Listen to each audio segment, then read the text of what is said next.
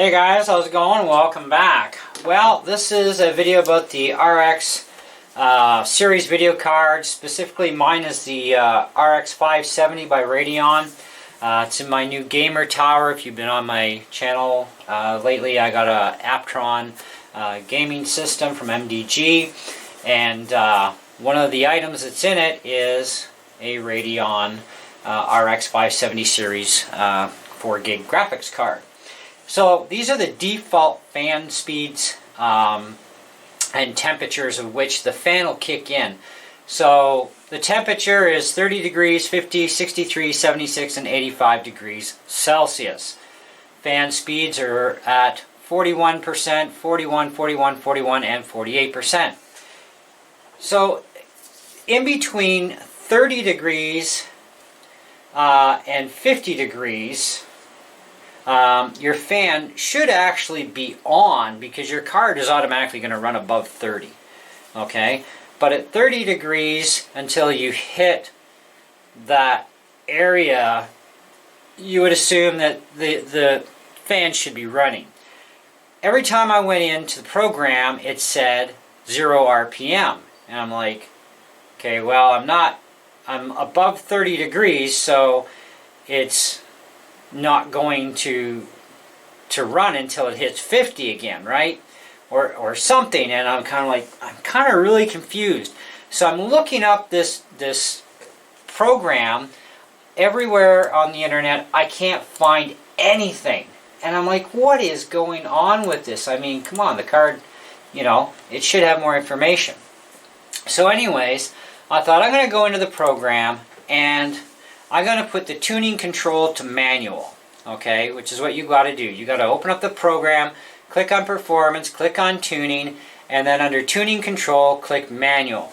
Then you want to get into this area and you want to enable fan tuning and advanced control. Make sure they're enabled, right? And this is going to allow you to mess around with the fan speed settings. Currently, my temperature is at 31 degrees and my fan is sitting at about 1823 RPM. So I have a lower RPM setting for my fan when it's in this area. As soon as my fan hits 40 degrees, I will automatically kick my fan up on my video card to 80%.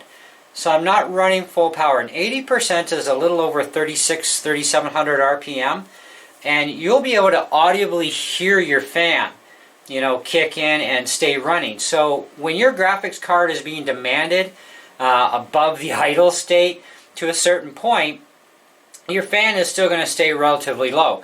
Now, when this thing was in automatic settings, it bypasses any of all this, right?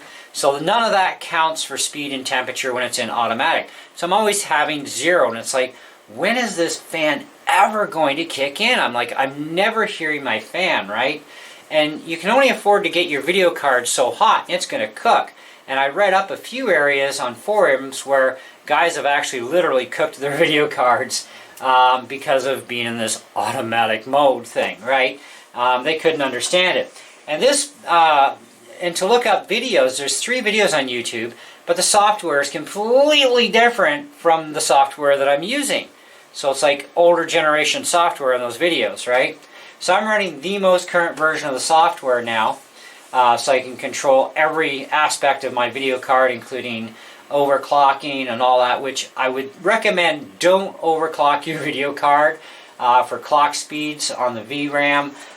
Tuning or the GPU tuning, I would leave those alone, to be honest with you, unless you really know what you're doing, because otherwise you can cook your card doing that. So anyways, I went into all these overrides. So now what happens is I'm at 32 degrees, my fan is running. It's going to run to a certain point, and then it should, in theory, kick off until it needs to be drawn on again.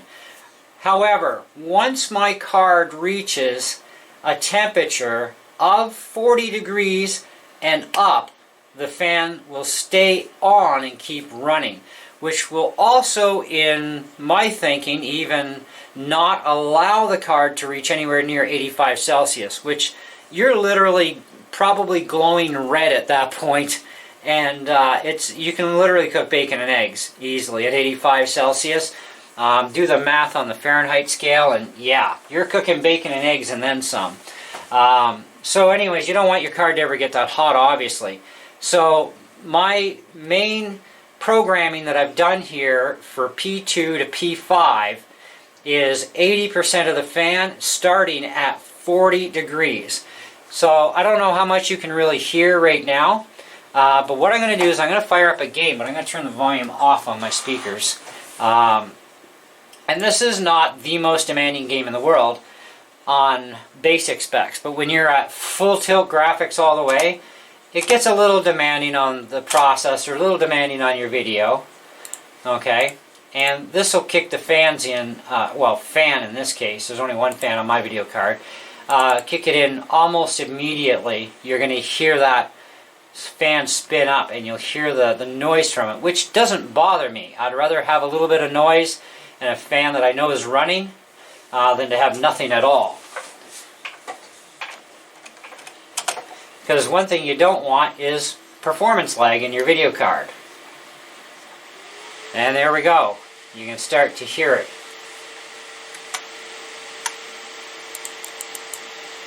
So I'm just going to shoot a few of these guys here.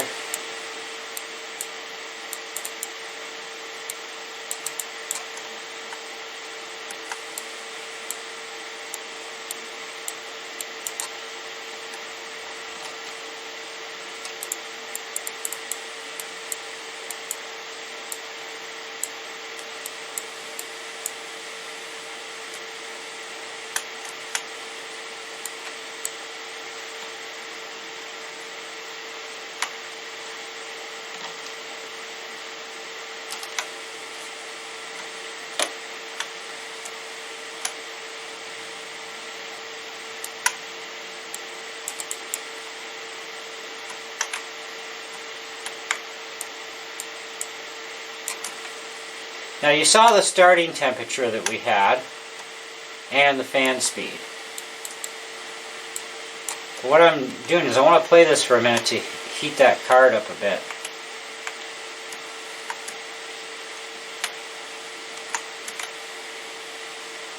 I have no idea where those bullets are coming from.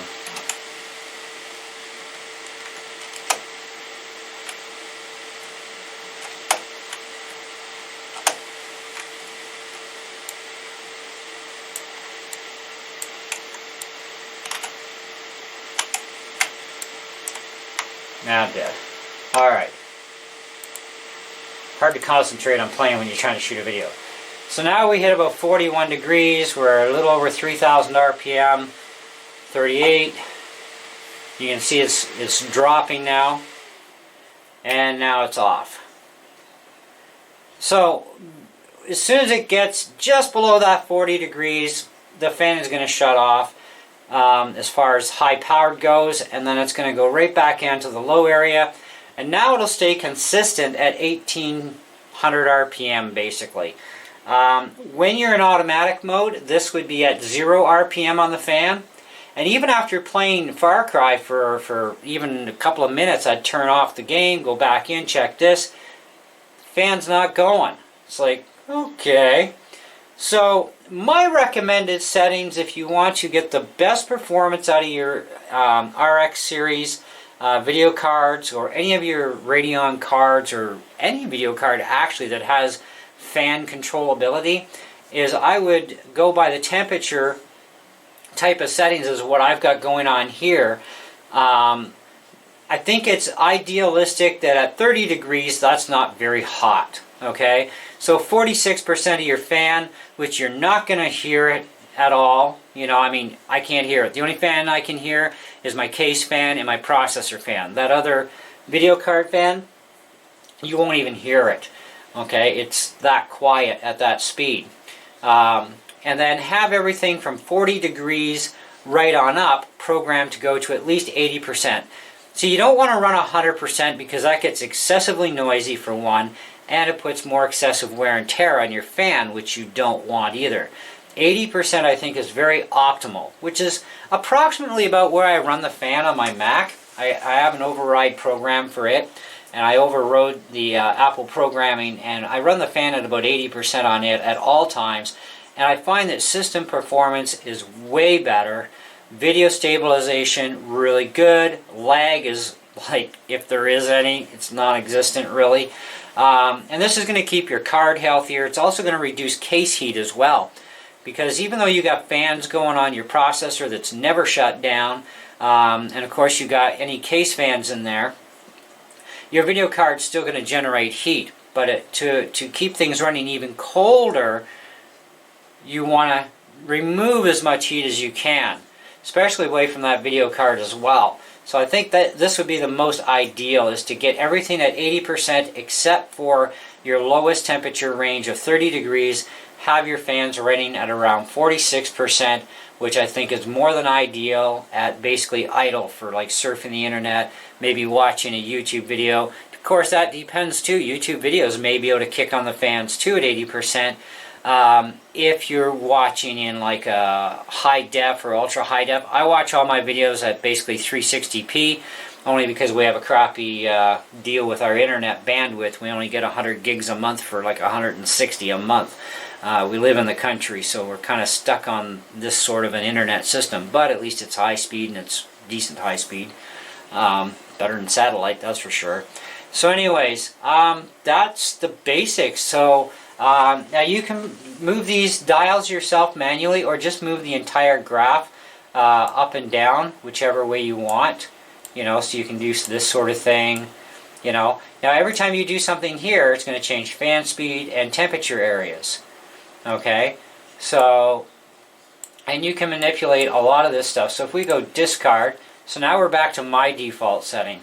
So if I take and I just slide this, I change my temperature, right, to our fan speed to a certain point. When I move this up and down, I'm changing fan speed here. Okay, go up here, and I slide across. Now I'm changing temperature and fan at the same time. So I move this way, it's temperature. And of course, you know, a little bit of fan at the same time. So you get the idea how to do that. It's just a slide thing. Or you can manually just, you know, run the dial like this. And it's going to adjust whichever way, that way. Okay? But I think this sort of a setup is just definitely ideal. So if you were wondering how to actually adjust, especially with the newer program, this is how it's done.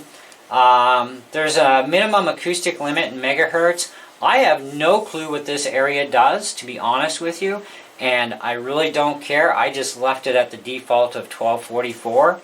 I haven't looked that far into the manual for the video card yet. My concern is not with trying to high performance tune the card. My concern is keeping that card cool. Okay, that is the main concern and point to this video.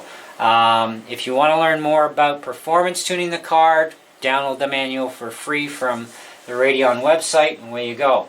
Another thing you're going to find too is your power consumption is going to change as well. You know, and you can also go in here and you can enable that, and you can switch this around yourself too, or you can just disable it. Okay, so we go discard changes there. So 11 watts is nothing, 8 watts, you know, this is about basic, is what we're consuming, is about 8 watts of power. No big deal. You have advisories in here as well. Far Cry, average frame rate of Far Cry is running at 288 frames per second. In the 95th percentile, 6 millisecond. Performance grade is excellent. Going into the graphics area, you can see all the frame time and by percentile, that sort of thing. Settings advisor, program best aligns with you and will adjust the settings to give you best experience. Of course, I'm gaming. I got this machine for gaming. You have a streaming area as well, where you can do some streaming. I'm currently not doing that. Don't even have a camera for this computer yet. Scene editor as well. Main gaming area, global graphics, global display. You can get right into a lot of nitty-gritties here. Current version, 20.3.1 is the current program version for the card, okay, which I just updated earlier, but you can just click for updates anytime you want and check and see if there's any new updates above that last one. So I'm up to date. You can actually go and launch your game right from here if you want to. My average frame rate on Need for Speed Undercover, I've done 67 minutes of playtime with it. Frame rate is at 90.4. My play total time for Far Cry is 5 hours. And that's the time I've actually played on this system with these programs, how much time I've actually put in. So it keeps track of that, which is actually quite cool. So what else we got here that we can give you a little quick workaround with? Streaming, performance, tuning, advisories, metrics. This is your metrics area. Okay, this is going to tell you like fan speed, power consumption, clock speeds, current temperature is 33 degrees, utilization for clock speed, blah blah blah. Okay.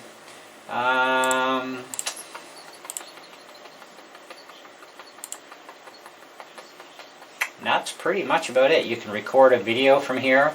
Instant GIF, kind of cool. Instant replay, take a screenshot. See game compatibility, you can click on this. I have no idea why it's saying oops, something went wrong, because I am on the internet, so I don't know what's going on with that one. But anyways, you get the idea. So just go in there into your tuning area, enable your advanced, enable your fan tuning, click on manual for here, and then you can monkey around with this and get it set up. Now what I did was I actually took a picture, okay, of the default settings. So this is the default settings. So if you ever want to put everything back to default, take a picture of it before you mess with the settings, and then you can easily put things back. So if you wanted to. Me, why would I want to? I'd rather just use it the way it is, right? So anyway, that's it. That's all I got for you. Hope this video found things useful for you. Like I said, I found no videos whatsoever or even information on how to actually go into the nitty-gritties of this. The manual gets in depth to a certain part, but to actually go and really understand what this thing does, it's easier to just run it through the software. You know, piece of cake, too simple. There you go. Thanks for watching. Catch you in the next one, guys.